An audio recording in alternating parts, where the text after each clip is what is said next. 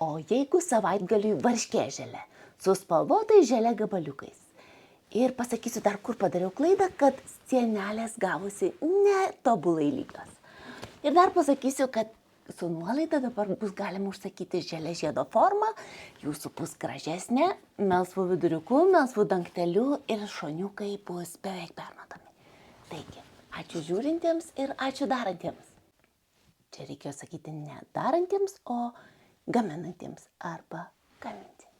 Pirmiausia, pagaminsime spalvotą želę, kurią susmulkinsim ir naudosim gabaliukams ir prireiks kelių valandų, kol jinai sustings. Taigi, imam 2 skirtingų spalvų želę, galit naudoti žalią, galit naudoti raudoną, geltoną ar oranžinę, kokias tik norit spalvas, ir pilu šitą želę į indelius, naudoju šitos mikrobangų krosnelių ąsotėlius ir aš pagalvojau, kad aš jų turiu gal kokius 5.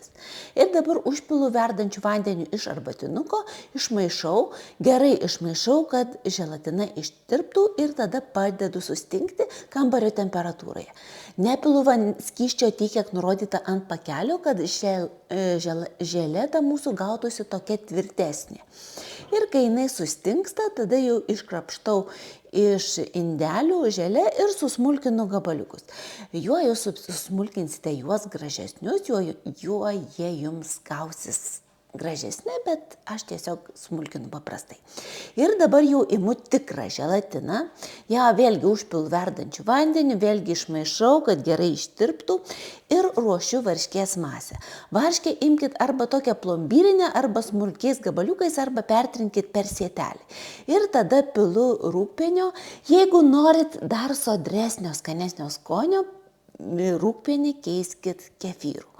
Nusišnekėjau, grietinę. Ir tada dedu cukraus pudrą. Masę darykit tokią saldesnę, nes turėkit mintyje, kad jinai kai vės, jinai bus mažiau saldi, taigi pasidarykit truputėlį saldėlesnė, negu kad valgytumėt. Ir dabar dar supilat ištirpintą želatiną, gerai išvalykit ar tai silikoninė mentelė, ar kuo visą želatiną, kad supiltumėt, kad jums tikrai sustingtų. Ir tada supilam želė gabaliukus ir išmaišom. Ką aš padariau negerai, kad pirmą neišsitepiau želė žiedo formos aliejumi, nes man truputėlį, kol aš tepiau, kadangi želė gabaliukai buvo šalti ir ta želė pastingo ir todėl krašteliai paskui išėmus gavosi netokie lygus. Jūs geriau išsitepkit pirmą želė žiedo formą kokiu be skonių, be kvapio aliejum, tiesiog šaukšteliu aliejaus ir tada supilkit visą, susimaišykit želatino masę, supilkit ir viskas. Dabar nuvalom gražiai viduriuką, kad tada, kai išimsit, jums gražiai gautųsi, neperpilkit virš kraštelių, kad būtų gražu. Uždengiat, dedat į šaldytuvą, kad sustingtų, per naktį ar kelias valandas, ar tol, kol ateis svečiai, netgi keliom dienom, aš laikiau net porą dienų. Ir viskas, kai jūs sugalvosit, kad jau nešatės į svečius, ar ateis svečiai, ar norėsit valgyti, išimat želė žiedo formą, paimat lėkštę, nuėmę dangtelių, uždedat, pakoreguojat, kad gražiai būtų lėkštėje, nuimat vidurinį dangtelį ir viskas, želė pati nusileidžia ir galit valgyti.